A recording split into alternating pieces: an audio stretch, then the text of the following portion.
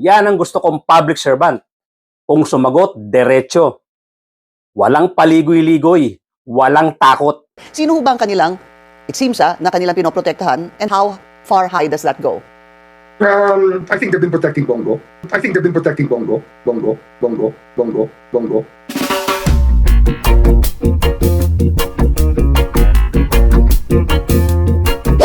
Doon po sa mga bago lang dito sa aking channel, kindly subscribe, kindly hit the notification bell, pati na rin yung like button, at pakishare na rin po para lumaki ang ating community. At tuloy-tuloy na po tayo sa ating topic for today. Bago po tayo magtuloy-tuloy, meron akong napangakuan na aking si-shoutout at hindi ko siya nabanggit nung aking nakaraang pag-shoutout sa mga kaibigan natin na nag-follow itong ating munting channel na marami po rito nasa US, nasa Canada, nasa Germany at iba't ibang panig ng Pilipinas. Ngayon po, special mention. Siya lang muna ang babanggitin ko pero sa susunod ko pong mga programa, babalikan natin yung ating mga kaibigan na nag-follow sa aking channel at shout out po natin muli ang inyong mga pangalan pag hindi po masyadong gipit ang ating schedule. But for now, gusto ko pong shout out itong si Baba Butch, one of our followers from Ireland. Ingat po tayo dyan sa Ireland, ating kabayan nagngangalang Baba Butch. Again, thank you so much for following our program. Pakishare po natin itong ating programa. At of course, hindi ko po muna iisa-isahin pero binabati ko po ang ating mga followers dito sa Pilipinas, diyan po sa Amerika, diyan sa Canada, Singapore at ibang parte pa ng Asia, Thailand, Malaysia, Indonesia, sa Europe, ating mga kaibigan na nag-follow. Tsaka ako na po babanggitin ulit ang inyong mga pangalan isa-isa. We will still pursue cases naman in court. The Discayas will be charged in accordance with our investigations. Cooperation kasi is good because it can lead to restitution. It can make things easier for the country. But if they want to give the country a hard time, so be it. Kung sa naging desisyon ng Discaya couple not to cooperate for now, what do you think of that? I mean, was that a good move? Ano na yan nangyari na yan sa amin nung isang linggo sa DOJ nung nasa DOJ pa ako Nung sinabihan sila na huwag kayong aasa na hindi na kayo makukulong kasi sa dami ng krimen na pinag-uusapan dito, baka hindi nyo makuha yung blanket immunity na kinakailangan nyo. And right there and then, they stop talking. Sino ho ba ang kanilang, kasi sabi nyo, kailangan nila ilahad lahat Sino ho ba ang kanilang, it seems na kanilang pinoprotektahan, and how far high does that go? I think they've been protecting Bongo. The joint venture that they had with CLTG with the family of Bongo. That's one of the protection, one of the people that they've been protecting. To be blunt about it. Senator Bongo. You're looking into this as well, Ombudsman, yung kay Senator Bongo? Of course. Ano yan kasi nga yung mga prohibited interest, conflict of interest, isa yan sa special, special areas of concern and in researching the capabilities of people so we can have restitution given to the country. Marami kasing nangyari dyan na may conflict of interest talaga, especially marami sa congressmen. They were even the contractors in their own districts, kapatid nila, o kaya minsan sila mismo. But that's what you call low-hanging fruit, Pinky. Boying Rimulya, doon sa tanong ni Pink Web, doon sa interview sa kanya kung sino ang pinoprotektahan nitong mga Diskaya. Itong mag-asawang Diskaya. At diretsong sagot ni Secretary Boying Rimulya ng Ombudsman, ito'y si Senator Bongo. Yan po ang hinahanap nating mga public servant. Nung araw, sa totoo lang, wala akong masyadong tiwala dyan kay Boying Rimulya. Kasi nga, kilala ko siya na traditional politician, isa siyang miyembro ng pamilya na nasa politika nung araw pa. At yung kanyang ama na si Governor Johnny Rimulya ay isang traditional politician at alam natin na astig sa Cavite.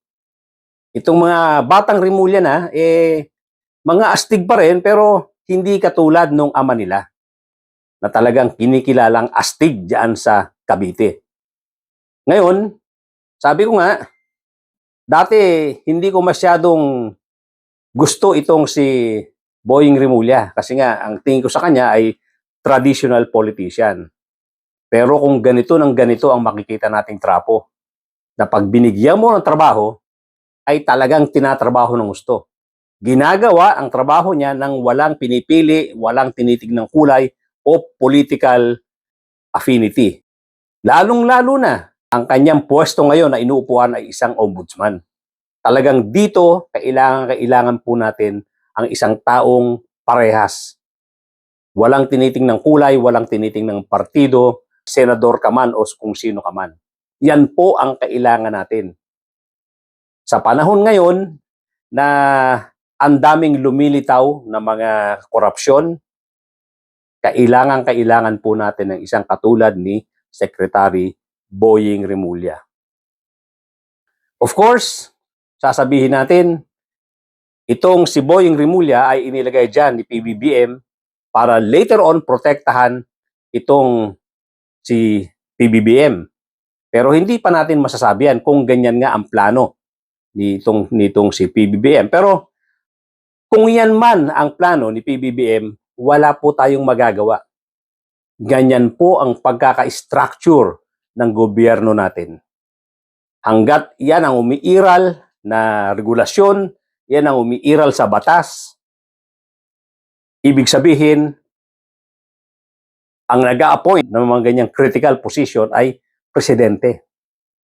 Wala po tayong magagawa doon. Ang kaigihan lang ngayon, kung ikukumpara naman si PBBM doon sa nangyaring presidency nitong si Digong Duterte, napakalayo naman. Sa tingin ko naman, hindi naman ganon ka grabe ang ginawang, kung meron man nagawang pagkakamali itong si PBBM, ay hindi kasing laking pagkakamali nitong ginawa ni Digong Duterte nung siya ang presidente. So yun po ang consolation natin. Kaya I don't mind kung si Secretary Boying Rimulya ang nilagay dyan, kung poprotektahan niya lang later on itong si PBBM sa mga kasong haharapin ito. Kung meron man, ang nakikita naman natin, sa tingin ko, hindi ganon kalala. Ang magiging problema nitong si PBBM, again, kung meron man, hindi katulad nung nangyayari ngayon kay Digong Duterte na talagang glaring ang mga krimen na ginawa. Kaya sa akin, payag na rin ako na isang traditional politician na katulad ni Secretary Boying Rimulya na sa tingin ko naman, dibdiban at nasa puso niya ang kanyang paglilingkod na gagawin diyan sa ombudsman. Kaya palakpakan po natin itong si Secretary Boying Rimulya dito sa kanyang straight na pagsagot. Ibig sabihin, pangangatawanan niya itong gagawin niyang trabaho. Kung sino man ang tatamaan, kung kanino pupunta ang ebidensya, sabi nga niya, wherever the evidence will bring us, doon tayo pupunta. Yan po ang kailangan natin. Alam niyo mga kapatid, mga kababayan, yung sistema ng gobyerno natin, wala tayong masyadong choice dahil naandyan na yan. Tuloy-tuloy na yan na pinairal president after president after president. Kaya ang kaigihan lang, dapat, katulad ngayon, inumpisahan ni PBBM ang pag-iimbestiga sa korupsyon. Kung siya man ay may lihim na korupsyon na ginagawa, of course, hindi magagalaw ngayon si President BBM dahil meron siyang immunity from suit habang siya ay presidente. Ngayon, at least nakikita natin na may effort siya na ginagawa para habulin itong mga malalaking magnanakaw na ngayon ay nakikita natin unti-unti dito sa ating gobyerno. Kaya nga sinasabi ko palagi dito sa aking vlog, wag po natin sasambahin ng mga politician. Wag po natin silang ilalagay sa pedestal na para silang mga superstar. Ang totoo po, dapat itong mga politicians na to, isa sa puso nila yung pagiging public servant. Dahil sila po ay totoong mga public servant. Sila po ay nandiyan dyan dahil sa binigay nating pagtitiwala. At tayo pong mga mamamayang Pilipino ang nagbigay sa kanila ng posisyon na yan at tayo po ang nagpapasweldo sa mga yan. Yes, tayo pong mga mamamayang Pilipino sa atin kumukuha ng kabuhayan ang mga taong yan. Ang mamamayang Pilipino ang nagpapasweldo sa kanila. At ang pinakamalaking pinagkatiwala natin sa kanilang trabaho ay yung pondo, billions of pesos if not trillions. Ganun po kalaking pera ang ipinagkakatiwala natin sa kanila. Kaya hindi po dapat sila maging mayayabang, mga arugante. Sa atin nanggagaling ang mga powers ng every public servant. Sa atin pong mga mamamayang Pilipino. Kaya itong pinakikitang kababaan ng loob ni Secretary Boying Rimulya, ganyan po dapat. Palaging bukang bibig niya na wala siyang sasantuhin, gagawin niya ng tama ang trabaho niya. Yan po ang kailangan natin.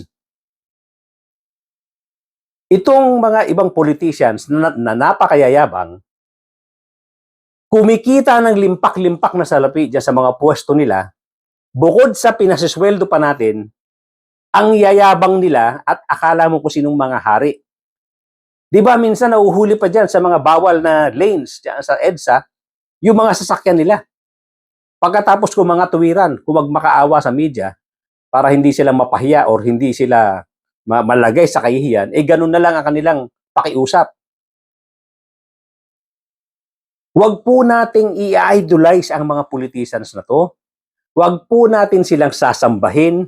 Huwag po natin silang ilalagay sa pedestal. Tayo po ang amo nila. Tandaan po natin yan. Kaya may karapatan po tayong sitahin ang mga yan pag hindi nagtatrabaho ng maayos. Katulad nitong ginagawa ni Sara Duterte.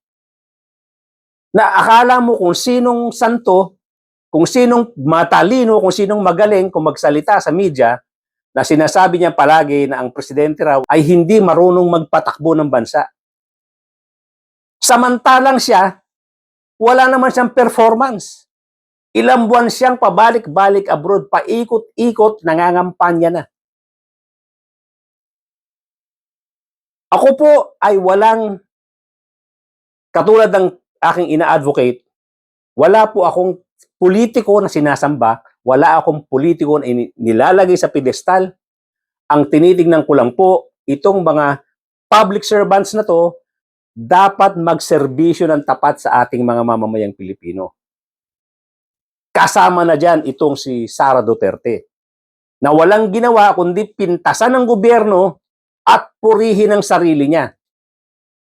Ang masama nito, sa pagsasalita niya, lumalabas ang pagiging makitid na utak niya. Naakala mo kung sino siyang nagpo-project ng katalinuhan. Pero kitang-kita natin ang kahinaan ng ulo. Ang hilig niyang mamintas, ang hilig niyang i-criticize ang gobyerno, pero wala naman siyang magandang suggestion. Wala. Mamimintas lang siya bilang propaganda. At siyempre, yung mga followers nila, mga DDS, yun ang pumapalakpak. Yun ang tuwang-tuwa. Kasama na din dyan, ang isa pang mahina ang ulo, abogado pa naman, itong si Harry Roque. Na ang daming ngawa, ang dami ring pintas sa gobyerno, siya naman ayaw harapin ang kaso dito sa Pilipinas. Ayaw umuwi dahil patong-patong ang kaso. Itong mga taong ito, na-spoil masyado nung panahon na ang presidente ay si Digong Duterte. Anything goes sa kanila. Anything goes. Lahat ng gagawin nilang pagkakakitaan, ginagawa nila, walang sumisita sa kanila. Walang nagkakaso. Ngayon na lang ito, naglalabasan na. Katulad nga nito, si Bongo, na straight na sinagot ni Boying Rimulya na ito'y pinoprotektahan ng mga Diskaya. Ito nga mag-asawang Diskaya ay umatras na. Hindi na nila pinursue yung kanilang ambisyon na maging state witness. Na itong pinagtutulakan, umpisa pa lang ipinagtutulakan na nitong si Marcoleta. Anong meron diyan, Marcoleta? Bakit unang unang wave pa lang ng paglabas nitong mag-asawang Diskaya, dumidiskarte ka na. Kinakapalan mo ang mukha mo, kahit wala sa tamang proseso, itinutulak mo na ang pagiging state witness ng mag-asawa na yan. Dahil ba sa laki ng yaman na hawak ng mga ito? Nagkaroon ba kayo ng deal tungkol dyan? Marcoleta? Grabe! Makikita niyo naman mga kapatid, mga kababayan, kung gaano kakapal ang mukha. Pati si Senator Lacson, inaaway niya, yung hearing sa Blue Ribbon Committee nung napalitan siya, talaga namang ipinagtutulakan. Umpisa pa lang, nanggugulo na para lang ipagdiinan yung kagustuhan ng mag-asawa na maging state witness. Kaya ngayon, lumalabas, ito ay kumukonek-connect na rin kay Bongo. Itong mga Diskaya. Kaya gustong-gusto nila, hinahangad nila, itong lalong-lalo na itong si Marcoleta, na mailagay ito sa pagiging state witness para maiwasan ang iba pang mga connect-connect na mga kaso dito kay La Bongo, dito kay La Joel Villanueva, kay La Chis Escudero at iba pa. Sa tingin ko dyan, magko-connect-connect yan later on. Kung mailalagay nga naman ito sa state witness, mamamaneho ng gusto nila yung investigasyon na gagawin. Ikakahon nila itong mag-asawang Diskaya. At yung kayamanan, siyempre, hindi maiipit. At ang makikinabang, siyempre, sino? Kung hindi maiipit ang kayamanan yan, sino makikinabang dyan? Hindi ba yung mga tumutulak na mailagay sila sa Witness Protection Program? Yung may mga sabit na senador, siyempre, mapoprotektahan na. Dahil siyempre, kaya mo ilalagay sa Witness Protection Program yan, dahil pinaniniwalaan mo ang mga pinagsasabi nila. Ngayon, kung ikakahon nila Marcoleta yung mga testimony niyan, di makakahon din, iilag nila yung mga taong gusto nilang iilag. Ang importante lang, makuha nila yung tiwala ng DOJ, tiwala ng Blue Ribbon Committee, nung panahon na hinahandle ni Senator Ping Lacson. Yun ang habol eh. Mailagay sa protection program itong mag-asawa at siguro itong si Senator Marcoleta, tansya niya, pag pumayag si Secretary Boying Rimulya, mai-include na ito sa kahon, si Boying Rimulya. Siguro yun ang plano niya, na kasama na siya doon sa yun ang hinahangad niya na mangyari. Ang problema, hindi niya nakuha itong si Secretary Boying Rimulya. Ito yung panahon na nasa DOJ siya. At ngayon, mas malupit, napunta sa ombudsman. Na kung saan, itong mga senador na may sabit, mapupunta na ito sa investigasyon ni Secretary Boying Rimulya. Kaya ngayon pa lang, mukhang nasa tamang direksyon itong sinasabi ni Senator Trillanes nung mga panahon pa. Matagal na panahon na. Nag-file ng kaso yan si Senator Trillanes na hindi gumagalaw. Dahil nga, nung nakaupo dyan si Ombudsman Martires, naka-retire lang. Kaya, napakasakit nung sitwasyon na yon para sa ating mga mamamayang Pilipino. Ang daming dapat i-account sa atin ng Duterte administration. Ang dami nilang dapat i-account sa mamamayang Pilipino.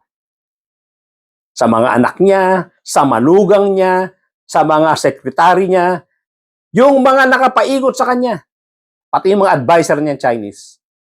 Ang daming dapat i-account sa mamamayang Pilipino na hindi gumalaw sa panahon na si Martires ang ombudsman.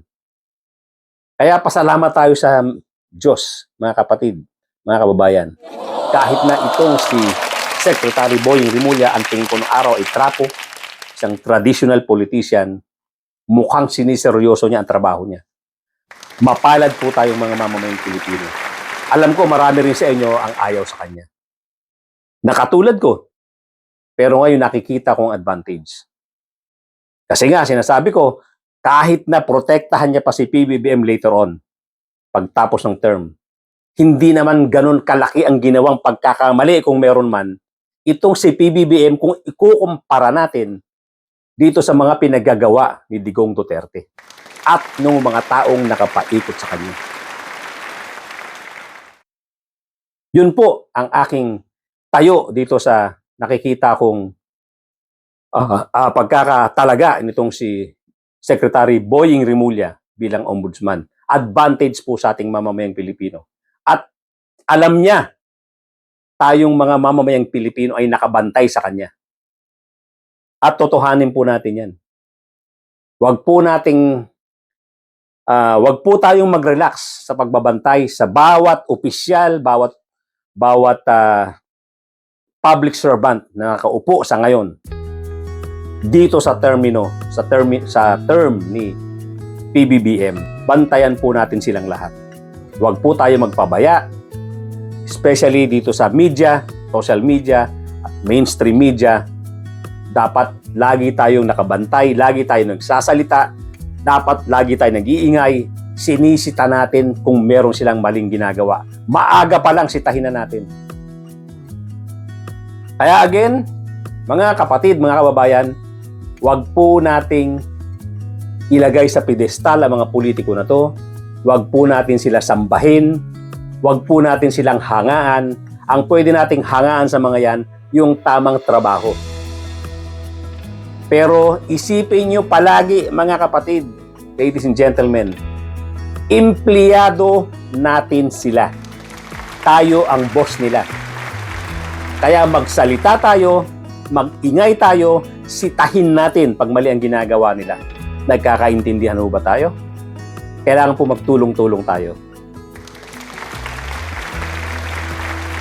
Yan po ang aking vlog for today. Dudugtungan ko pa po yan, itong issue tungkol sa paglalagay ng mga Pilipino sa pedestal, sa paghanga ng mga Pilipino diyan sa mga politiko na yan na hindi po dapat. Dudugtungan ko pa ito.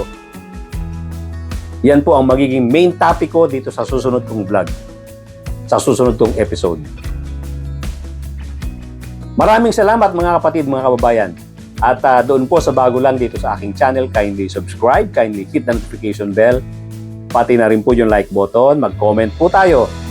At paratingin natin sa gobyerno na tayo mga Pilipino, hindi tayo mahihina ulo. Binabantayan natin sila, alam natin ang karapatan natin. Mag-ingay tayo, sitahin natin sila pag mali ang ginagawa nila. Again, pakishare po itong aking video nang sa ganon lumawak ang mga nakakarinig nitong ating programa at palakihin po natin ang aking maliit na community. Thank you so much, ladies and gentlemen. At mga kapatid, mga kababayan, magkita-kita po tayong muli.